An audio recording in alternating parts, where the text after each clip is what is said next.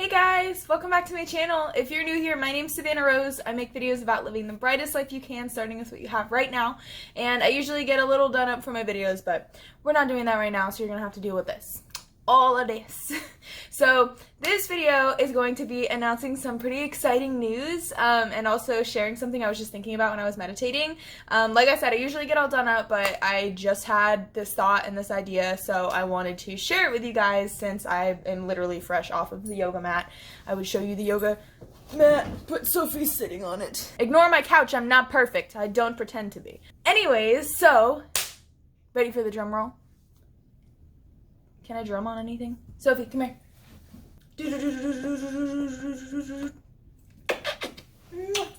I just put a deposit on my van. And if you've been following this channel for a little while, you know that's a big deal for me because I have dreamed about, thought about, watched videos about van life for probably the past 3 years and seriously been working towards getting there for the past like 8 months. And I finally was like, and I was on Facebook Marketplace. I do this every once in a while. I just kind of go and browse and see if anything jumps out to me. And a lot of the times it's like a cheap option, but like there's stuff wrong with it that I wouldn't want to deal with, or like it has a lot of miles on it, so I couldn't see it really lasting me that long. But this van is a 1982 Ford Econoline, which if you've watched any van conversion videos, it's a very popular van for conversion, except like this one's really old, like it's a way older model, but it only had 60,000 miles on it, which is amazing because I plan on living in this van and traveling in this van, and because it has such a low mileage count to start off with, that means I can have it for a long time. Obviously, I'm going to do everything I can to learn to actually like take care of the van and do all of my own like upkeep and tune-ups and things like that, so that way I can keep it going for a long time. But because of how like little mileage is on it, I literally could make this van last for years without even putting that much effort into it. So I'm super excited. This van's gonna last me a long time. It's completely gutted on the inside. I'll give you guys a full tour and then I'll like show you the whole conversion process once we get the whole ball rolling. I bought it through an independent seller and like there's a contract and everything, so don't worry, but I did do like a down payment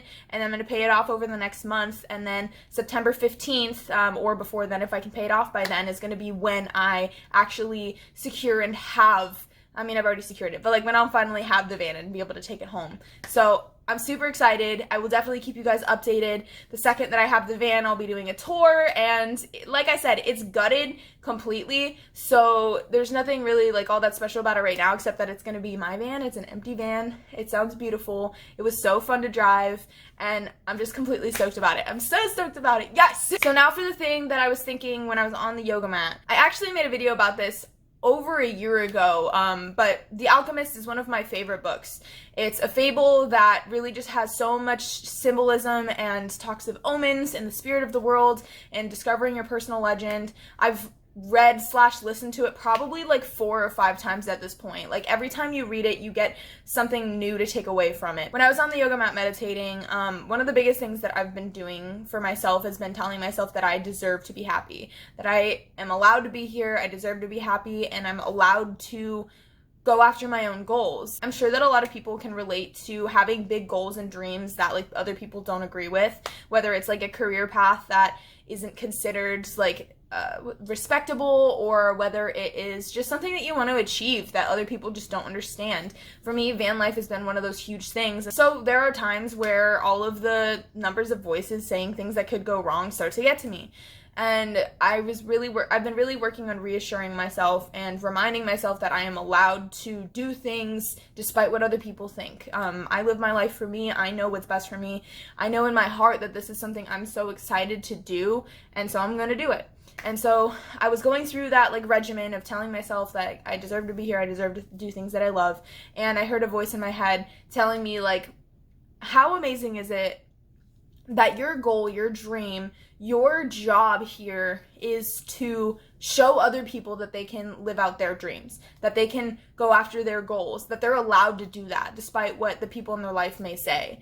And I honestly like started to tear up a little bit. While I'm still building myself up, I'm still getting to the point where like I can eventually one day do this for a living because this is what I love to do. And right now, like I love doing this just to do it. How beautiful is that that I know that my purpose is to show other people that they're allowed to go after their purpose. They're allowed to be who they want to be. And it made me think of right around the time I actually had first met Benjamin. It was one of our very first dates. We went on a hike, and I was asking him like what he wanted to go to college for. We were still in high school. What he wanted to go to college for, what he wanted to be, like what did he want to do with himself? And he said things like, oh, I want to be an engineer, maybe a computer engineer. And I was like, oh, that's really cool. Like, is that something that you want to do? Like, is that something you're really interested in? And he told me, no, it's just something that like makes a lot of money, and my parents have always pushed me to do something like that. His parents were the type to push him to like do something that's going to make him a lot of money, which a lot of parents do, and it's totally understandable. I told him what I wanted to do, and like he kind of didn't get it. And it took a very long time for him to be very supportive and understanding because of just the way that he was brought up and like his perspective. But he didn't really understand. Like he didn't get it. Like very much so was in the mindset of like, what if you fail? What if this doesn't work? And I was like, you can be who you want to be for you. Like you live your life and nobody else is living your life. Any choice that you make for your own life that you only make because of somebody else is only going to affect you. At some point or another in the hike, he started crying, and he told me he was never told that he could just do what he wanted to do and be who he wants to be. And throughout the almost 4 years of our relationship, like he's discovered that he first thought he wanted to be a choir teacher because he loves singing. He was in choir for like ever, and then eventually like realized he wanted to be a history teacher. And like when he told me, he was really scared. He's like, history teachers don't make that much money, but I just told him, go after it, do it. That's what you want to do. And now he's so excited and like pursuing his degree for teaching, and like he wants to be a professor, and he's getting excited about like all the different ways that he can like teach his kids, because like this dude literally will watch like YouTube videos, like cartoons describing how like the Korean War happened. I am not a history buff, like I don't get it, but it makes him so happy. And like one of the things that he loves to do most to bond with me is like watch those kinds of videos. And like I don't really get it, but like it's his passion to teach people history, and I realize like it's my passion to show people that they can be passionate about their passion, that they can pursue their passion, even if it's just as a hobby, even if it's just as like something that helps to keep them going every day in life. And I think that that's really beautiful, because there's so much stigma around like the kind of thing that I want to do, and like the starving artist, or like, oh, you want to be a YouTuber, everybody wants to be a YouTuber, but it's not that. It's that I don't care if it's YouTube, I don't care what it is. I want to show people that, look, I literally live my life showing you that you can live your life. I went to pursue getting a van and living van life, like converting it and living out of a van with my dog in California, which is like when I wear this shirt, because like that's where I'm headed. And I started with nothing. I started with all of the odds stacked against me. I started with like fear and judgment and misunderstanding from everybody that I know and love. But eventually, if people really care about you, the people that are meant to be around you, they're gonna stick around, and they're gonna watch you like elevate yourself. And you get to prove people wrong when they do reach levels of success, no matter how long it takes. So like the two things that you should take away from that is, for one, if you have a passion you want to pursue, something that like you've always been interested in but you're not sure how to, or like people in your life haven't really supported you, I've got your back. Please send me a message on YouTube, on Instagram. Like I would love to talk to you just about ways that you can like start to incorporate that passion into your life, even if it's just as a side thing or as a hobby for now. Like just be happy. Just do what makes you happy and passionate. Like what lights a fire in your soul every single day. The second thing is that I realized through meditation that like I didn't really think that I was allowed to be who I am. I've always thought that. It's been a very like uphill battle to like get to where I am and to like get to where I want to go. So I mentioned The Alchemist earlier. Super brief recap of like a teeny tiny bit of the story. The main character's name is Santiago. They kind of just refer to him as the boy throughout the whole thing. And he meets this king. Like, he was sitting on a bench reading a book, and a king sits next to him. He thinks it's just an old man, and he's like, okay, go away, I'm trying to read my book. And basically, the guy's name is Melchizedek, is the king's name, king of Salem. He basically proves to the boy that, like, he knows what the boy's personal legend is and points him in the right direction of going off to achieve it. And the boy is asking him, like, you know, do you always do this? Do you always, like, show up for people? And he says, I show up for people that are already in pursuit of their personal legend, even if they don't know it yet.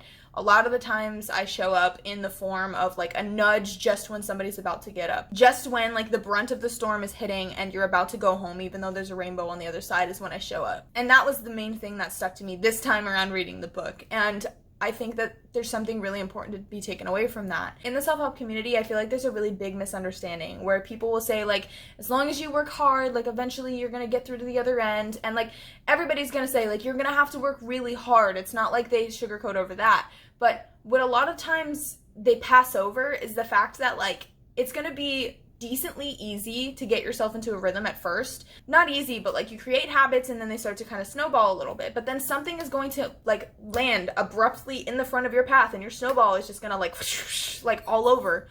And did I scare you? Are you good? But that's when you need to keep going, because really it's true. Like, a lot of the times all of the good parts are going to come after you, like, crash into a wall or you fail spectacularly. And you just have to be able to get yourself up and dust yourself off. And I can't promise it's only going to happen once. This is life. If you want something badly enough, you're going to go after it no matter how many times that you fall down. Trust me, I know. I'm doing it right now. But I'm not going to lie to you and say that just because you go after something, you're going to get it simply. There's going to be something, there are going to be several trials, things that come up that are going to test you. But without going through those tests, without just dealing with those things that come up, you don't get to live your life the way you want to. You don't get to be who you want to be. Sorry I didn't actually end that video. My best friend called me and then I had to go to work. So I am finishing it now, about 3 days later. Thank you guys so much for watching. I really hope you'll check out my GoFundMe. Also, by the way, just so y'all know, there's been a slight adaptation to my plans that I have to make. I had a few margaritas tonight, just so y'all know. But I found out today that as of the end of September, I will not be able to renew my lease.